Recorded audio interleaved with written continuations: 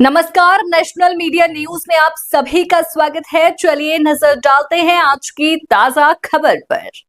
पर्यटन नगरी मसूरी में स्वतंत्रता दिवस धूमधाम के साथ मनाया गया। इस अवसर पर सरकारी और गैर सरकारी कार्यालयों में सुबह ध्वजारोहण किया गया। वहीं हर घर तिरंगा अभियान के तहत लोगों में खासा उत्साह देखने को मिला और सभी घरों में तिरंगा लहरा रहा था। मुख्य कार्यक्रम गांधी चौक पर आयोजित किया गया, जिसमें विभिन्न क्षेत्रों में उत्कृष्ट कार्य करने वाले विभूतियों को सम्मानित किया गया और विशेष रूप से मसूरी को स्वच्छ रखने के लिए पर्यावरण मित्रों को भी सम्मानित किया गया। इस अवसर पर मुख्य अतिथि नगर पालिका अध्यक्ष मीरा सकलानी ने ध्वजारोहण किया। वहीं स्कूली छात्र छात्राओं द्वारा देशभक्ति के गीत गाए गए। नगर पालिका अध्यक्ष मीरा सकलानी ने सभी शहर वासियों से मसूरी को स्वच्छ रखने की अपील की। इस अवसर पर वक्ताओं ने देश को आजादी दिलाने वाले महानायकों को याद किया और उनके बताए मार्ग पर चलने का संकल्प लिया।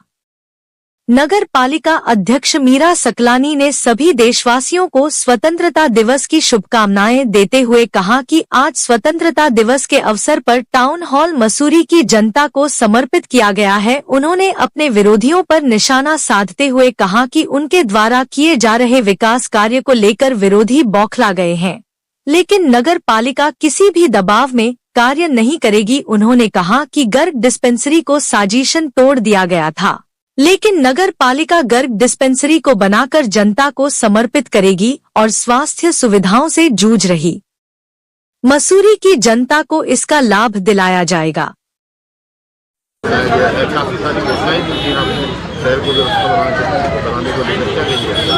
देखिए, सर्वप्रथम तो मैं मसूरी वासियों को और पूरे देशवासियों को स्वतंत्रता दिवस की हार्दिक शुभकामनाएं देती हूँ। जिस हर्ष और उल्लास के साथ ये शहर इस उत्सव को मना रहा है और बेहतर इंतजाम होने थे, लेकिन मौसम की वजह से बच्चे पार्टिसिपेट नहीं कर पाए हैं, वो हमको खेद है। लेकिन बावजूद उसके भी पूरा शहर इस राष्ट्रीय पर्व में जिस तरीके से हिस्सेदारी निभा रहा है, प्रतिभा कर रहा है, उसके लिए पूरा शहर बधाई का पात्र है। यहाँ पर अगर घोषणाओं की बात करें तो देखिए, मैं घोषणा करने वाली कौन होती हूँ? मुझे तो मसूरी की जनता ने पालिका में चुन करके भेजा है, उनकी सेवा के लिए चुन करके भेजा है और उसी के तहत अगर आज टाउन हॉल जनता के लिए समर्पित हो रहा है तो वो जनता का टाउन हॉल था। वो उसमें पालिका का या किसी जनप्रतिनिधि का कोई अधिकार नहीं था या विभाग का कोई अधिकार नहीं था। वो पालिका ने जनता को समर्पित कर दिया। वो जनता की चीज़ थी, जनता के पास ही जानी थी। मॉल रोड की जहाँ पर वेंडर की बात है, क्योंकि कई तरीके की भ्रांतियाँ लोग फैला रहे हैं, कई तरीके के राजनीतिक हथकंडे भी फैला रहे हैं, तो मैंने बहुत स्पष्ट कर दिया है कि वेंडर बनेगा।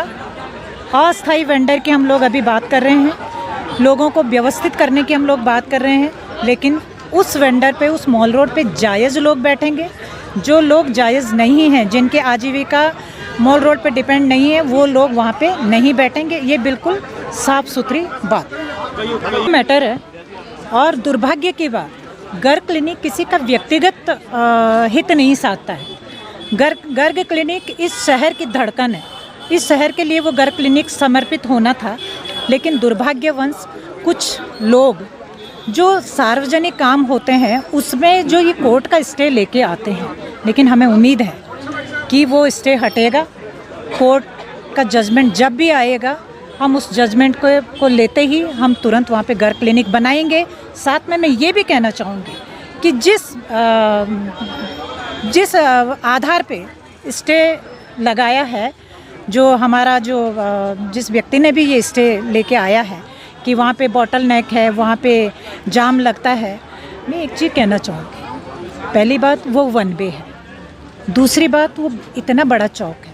तीसरी बात, अगर जाम लगेगा तो उससे पहले जो मार्केट है वहाँ पे लगेगा ना, तो हटाना है तो पूरे मार्केट को हटाइए, तब हम कह सकते हैं कि ठीक है, आप मत बनाइए वहाँ गर्ग क्लिनिक। लेकिन आप मार्केट को हटाने की बात नहीं करते हैं। हम किसी के इंडिविजुअल फ़ायदे के लिए कोई काम नहीं करने वाले हैं। गर्ग क्लिनिक बनेगा, जब भी कोर्ट का डिसीजन आएगा वहीं पे बनेगा।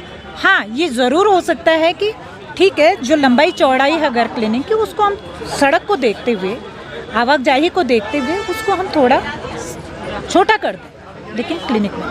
बायोमेट्रिक नालों के अतिक्रमण में बहुत स्पष्ट बोल दिया है, जिन लोगों ने भी नालों पे अतिक्रमण करा है वो खुद से ही हटा दें।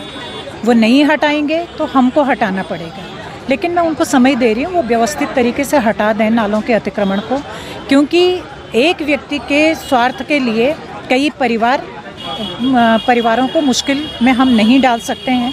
आपने देखा होगा आजकल जिस तरीके से यहाँ पे लैंडस्लाइडिंग हुई है, चाहे आप नेपाली बस्ती में देखिए, किंक्रेट में आपने देखा वो नाला चौक हुआ है, 2 घर आसानी से बह गए हैं वहाँ पे। तो हमको उन लोगों की पीड़ा को भी देखना होगा, क्योंकि इस शहर में रहने वाला हर व्यक्ति, उसका राइट है, इस शहर में अगर रह रहा है तो उसका राइट है कि वो सुरक्षित रहे, और अगर वो सुरक्षा किसी एक व्यक्ति के हाथ में रह जाती है तो उसको बिल्कुल बर्दाश्त नहीं किया जाएगा। इसलिए मैंने निवेदन किया है पूरे शहर वासियों से कि अगर कहीं भी अतिक्रमण नालों में हो रखा है तो आप स्वेच्छा से उसको हटा दीजिए। ये बायोमीथेन प्लांट की जहाँ तक बात है, मुझे लगता है कि जब ये लगा था हमको उस समय देखना चाहिए था, NOC लेनी चाहिए थी प्रदूषण बोर्ड की, NOC नहीं ली, पालिका को नोटिस आ गया आज। तो जब भी एक पालिका एक छोटी सरकार है, सरकार के अंडर में रह कर के काम करती है, और जब पालिका ही इस तरीके के काम करने लग जाए, पालिका में बैठे हुए जनप्रतिनिधि ही इस तरीके के काम करने लग जाए, कर्मचारी ही इस तरीके के काम करने लग जाए कि हम कोई भी काम करेंगे हमें कोई NOC लेने की ज़रूरत नहीं।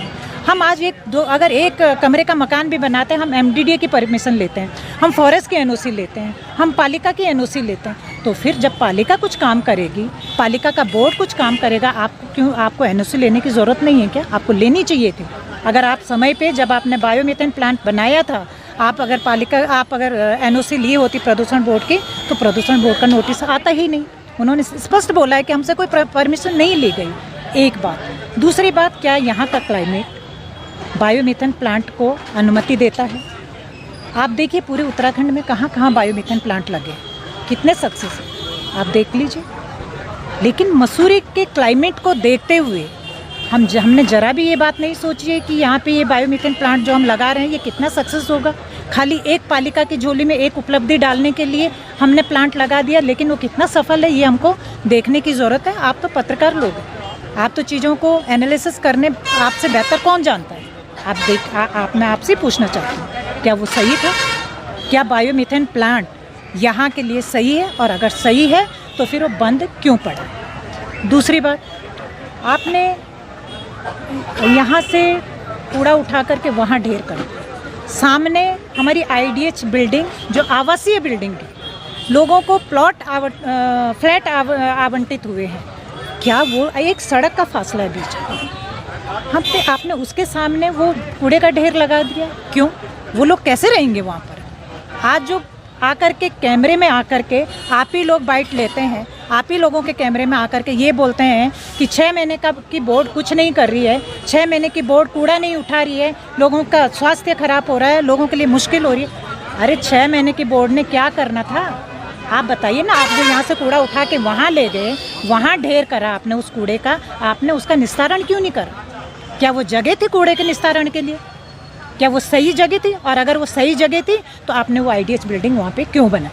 आपने आवास क्यों आवंटित किए लोगों को? तो ये सोचने के विषय है। देखिए, किसी में कोई राजनीतिक परिप्रेक्ष्य में किसी के ऊपर किसी भी तरीके का आरोप नहीं लगा रही, लेकिन जो चीज़ें सही है वो डंके की चोट पे आज भी बोल रही हूँ और हमेशा बोल रही हूँ। स्वतंत्रता दिवस का कार्यक्रम है, काफ़ी संख्या में लोग आए हैं, क्या कहना चाहिए? बिल्कुल, मैं स्वतंत्रता दिवस की सभी मसूरी के जनता को बहुत बहुत हार्दिक बधाइयाँ और शुभकामनाएं देना चाहता हूँ।